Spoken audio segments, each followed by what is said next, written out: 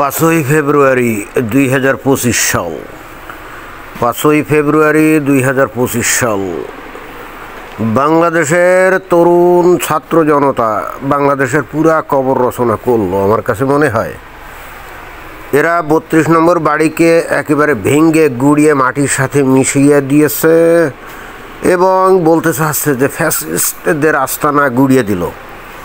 তো শেখ হাসিনা কি এই 32 নম্বর বাড়িতে বসে কি শাসন কাজ চালাতো নাকি? না, এটা তো ছিল একটা জাদুঘর, তাই না? তাহলে এই বাড়ির উপরে এত আক্রোশ কেন এবং কারা এই বাড়িটা ভাঙলো?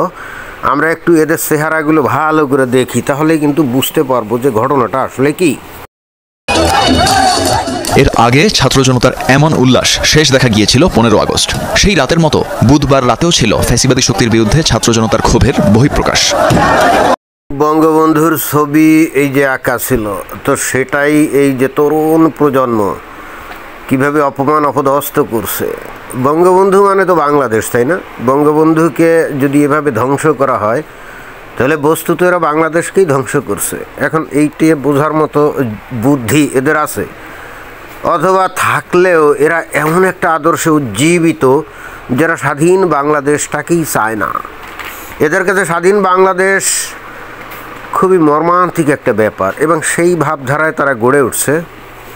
এবং এই যে গড়ে উঠলো এ দায় কার? এই দায় কিন্তু গোটা বাংলাদেশের মানুষের। এইটা শুধুমাত্র যে ওই শেখ হাসিনা বা আওয়ামী লীগ সেটা বলা যাবে না। নতুন প্রজন্ম কী ধরনের আদর্শ নিয়ে বেড়ে উঠছে, যারা নাকি তাদের নিজ মাতৃভূমিকে, নিজের দেশকে, নিজের সংস্কৃতিকে ভালোবাসে না এবং যে দেশের নায়ককে তারা সম্মান করে না। তাহলে কী ধরনের আদর্শ তারা ভিতরে লালন করছে। আমরা এখানে যারা আসছে তাদের একটু চেহারা দেখি। এই যে একটা ছেলে এখানে যে কথা বলছে তার চেহারা দেখছেন, তার চেহারাই বলে দেয় সে কি আদর্শ অনুসরণ করে। এই যে আশেপাশে যে ছেলেগুলো দাঁড়ানো দেখছেন, প্রত্যেকের চেহারা কিন্তু একই। দেখেন এই একটা ছেলে, দেখেন তার চেহারাই বলে দেয় যে সে কী আদর্শ লালন করে। এরা যে কোনোভাবেই বাংলাদেশকে ধারণ করে না, লালন করে না, এটা কিন্তু এদের চেহারাতেই একেবারে পরিষ্কার। তাহলে এরা কারা এই যে 32 নম্বর বাড়ি ভাঙতে আসছে? নিশ্চয়ই আর বেশি বোঝানোর কোনো দরকার নেই, কি আছে? এই তরুণ প্রজন্ম এই বাংলাদেশে এখন এরাই কিন্তু দাবড়ে বেড়াচ্ছে। দেখেন এর প্রত্যেকটা ছেলের মুখের দিক তাকান, এদের চেহারাগুলো দেখলেই আপনারা বুঝতে পারবেন যে এরা আসলে কারা এবং এদের হৃদয়ে কী ধ্যান ধারণা এরা পোষণ করে। এরা স্বাধীন বাংলাদেশকে এদের ভালো লাগে না। তাহলে এরা আসলে কী চায়? এরা নাকি ওই যে কী ফ্যাসিস্ট শেখ হাসিনার পতন ঘটিয়েছে বাংলাদেশে, আর যাতে কোনো দিন কোনো ফ্যাসিস্টের উত্থান না ঘটে, এটাই এরা বারবার কিন্তু বিভিন্নভাবে বলার চেষ্টা করেছে। কিন্তু এরা আসলে বাংলাদেশকে কী আদর্শে গঠন করতে চায় তা কিন্তু এখনও পরিষ্কার করে না এরা বলছে, অথবা এদের নিজেদেরও কিন্তু কোনো ধারণা নাই। অথচ এরা যে কর্মকাণ্ড করছে সেটাকে কিভাবে বলা যায়? এই যে 32 নম্বর বাড়ি, এখানে তো শেখ হাসিনা থাকতো না এবং এখানে কোনো মিটিং হতো না, এখানে কোনো রাজনৈতিক কর্মকাণ্ড ছিল না। এটা ছিল পরিপূর্ণ একটা জাদুঘর। তো এই জাদুঘরটাকে ভেঙে ফেলার অর্থ কী? মাটির সাথে গুড়িয়ে দিয়ে এই যে আগুন জ্বালিয়ে ধ্বংস করা, এটার অর্থ কী? এটার অর্থ হচ্ছে এরা বাংলাদেশকে পুরো কবর দিল।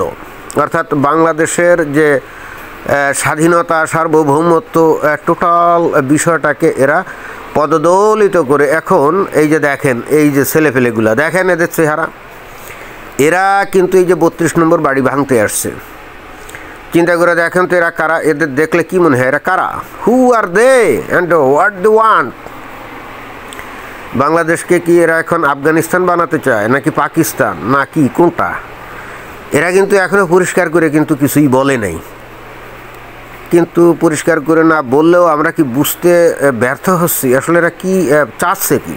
দেখেন প্রত্যেকটা ছেলের মুখের চেহারা একই রকম, একেবারে মুখের চেহারা একই রকম, একই ভাবভঙ্গি, একই মানে তাদের একই আবেগ, একই উচ্ছ্বাস। এরা কারা? আমরা তো এদেরকে চিনি না। আমরা তো বাংলাদেশে যারা বিশ্ববিদ্যালয়ে পড়ে তাদের চেহারা এমন হয় নাকি? অথচ এরা নাকি এবার বিশ্ববিদ্যালয়ের ছাত্র। এখন বিশ্ববিদ্যালয়ের ছাত্র কেমন হয়ে গেছে, তাই না?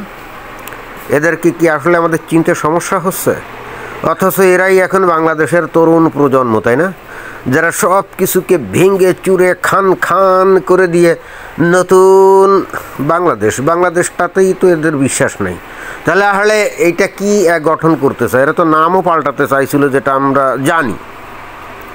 তাহলে এরা এখন বাংলাকে কি নাম দিতে চায়? বাংলাদেশকে বাংলাস্তান নাকি নাকি আবার পাকিস্তানের সাথে মিলাতে চায় নাকি? এরা আসলে চায়টা কি? এরা কিন্তু কিছুই এখনো বলে নাই। এই দেখেন এদের চেহারা দেখছেন, প্রত্যেকের চেহারা। এদের কি বিশ্ববিদ্যালয়ের ছাত্র মনে হয়? আর যদি এরাই বিশ্ববিদ্যালয়ের ছাত্র হয় তাহলে এরা আসলে মানে আমাদের জাতিটা কোন কাদের দিয়ে আসলে পূর্ণ হতে যাচ্ছে?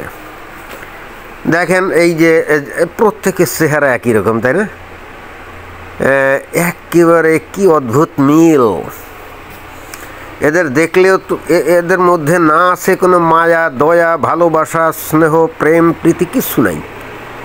প্রচণ্ড রকম ভিতরে উগ্র মানসিকতা নিয়ে এরা কিন্তু হুঙ্কার দিচ্ছে, এবং সেই হুঙ্কার দিয়ে তারা সব কিছু ভেঙে চুরে খান খান করে দিয়ে তারা কি তৈরি করতে চায়? ভেঙে চুরে দেওয়ার পরে তো কিছু একটা তৈরি করতে হবে, তাই না?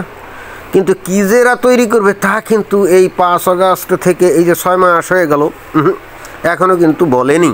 এরা বলেনি যে বাংলাদেশে গণতন্ত্র প্রতিষ্ঠা করবে। কি বলছে?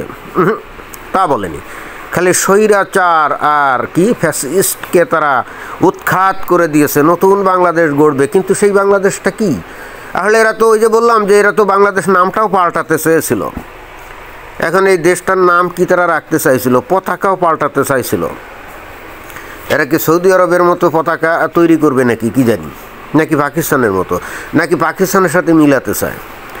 যা চায় চাক, এদেরকে আর থামানো যাবে না। এরা যা চায় সেটাই করুক। বাংলাদেশের মানুষ সেটাই ডিজার্ভ করে। বাংলাদেশের মানুষ যদি স্বেচ্ছায় এদের কাছে আত্মসমর্পণ করে এবং বাংলাদেশের মানুষ যদি চুপচাপ থেকে এটাই আশা করে যে এরা যেদিকে নিয়ে যাচ্ছে সেটাই ভালো, তো বাংলাদেশের জনগণের যে মতামত তাকে আমরা সম্মান এবং শ্রদ্ধা জানাই, এবং আমরা দেখতে চাই এরপরে বাংলাদেশ কোন দিকে যায়, কোথায় যায়, কোথায় তার গন্তব্য। এরপরে বাংলাদেশে অভাব, অভিযোগ, দুর্ভিক্ষ, মহামারী হলে কেউ কিন্তু বাংলাদেশকে সাহায্য করার জন্য এগিয়ে আসবে না। তখন কিন্তু কান্নাকাটি করে কোনো সুবিধা হবে না। কেউ বাংলাদেশকে সাহায্য সহযোগিতা করার জন্য আসবে না। এ ব্যাপারে আমি 100% গ্যারান্টি দিতে পারি। তখন কিন্তু আর বলা যাবে না আমরা মরে গেলাম, আমাদের এখানে দুর্ভিক্ষ হচ্ছে, মহামারী হচ্ছে, আমরা কোথায় যাব। এই সমস্ত কান্নাকাটি করে কোনো লাভ হবে না। এরা যখন স্বেচ্ছায় একটা সুন্দর একটা সাজানো গোছানো বাগান একেবারে ধ্বংস করে তছনছ করে দিল, এরপরে ওই বাগানে যদি আর কোনো ফসল না ফলে, এরপরে যদি ওই বাগানের ফসল খাওয়ার মতো কোনো পরিস্থিতি না থাকে, ফসল না হলে খাবেটা কি? এরপরে কিন্তু কান্নাকাটি করা যাবে না। আমেরিকা ইউএসএইডের যে দান বন্ধ করে দিয়েছে, সারা পৃথিবীতে আমেরিকা এবং ইউরোপীয় দেশগুলো অনেক দান খয়রাত করে থাকে, ওইগুলো কিন্তু আস্তে আস্তে সব বন্ধ হয়ে যাচ্ছে। ওরা নিশ্চিতভাবেই এই যে প্রজন্ম যেগুলো আমরা দেখছি, এদেরকে কোনো কিছু খাওয়ানোর জন্য তারা রেডি নেই। এ ব্যাপারে কিন্তু 100% নিশ্চিত। আর পার্শ্ববর্তী দেশ ভারত, এরা তালেবানদেরকে খাদ্য সাহায্য করছে আমরা জানি, বাট বাংলাদেশের মানুষদেরকে সাহায্য করবে আমার তা মনে হয় না। তালেবানরা আর যাই হোক, তারা কথা এবং কাজে এক, তারা মুখে এক আর অন্তরে ভিন্ন এরকম না। তারা বলছে আমরা ইসলামী শাসন কায়েম করছি, নারীদের কোনো লেখাপড়া করার সুযোগ নেই, ব্যাস শেষ। তাদের কথা কাজে অটুট। বাংলাদেশের এই যে প্রজন্ম, এরা তো কথা কাজে ঠিক নাই। ওই যে বললাম না, সব ভেঙে চুরে খান খান করে দিচ্ছে, কিন্তু তারা বলে না যে বাংলাদেশে এখন ফ্যাসিস্ট বাদ দিয়ে তারা কী আসলে করতে চায়, বলছে না, বলেনি। এইভাবে লুকোচুরি খেলে কারো কিন্তু সমর্থন পাওয়া যাবে না, কারো সাহায্য পাওয়া যাবে না। আমরা দেখতে চাই বাংলাদেশ কোথায় যায়, অপেক্ষাতেই থাকলাম। হে তরুণ প্রজন্ম, তোমরা কোথায় নিয়ে যাচ্ছ আমরা দেখতে চাই।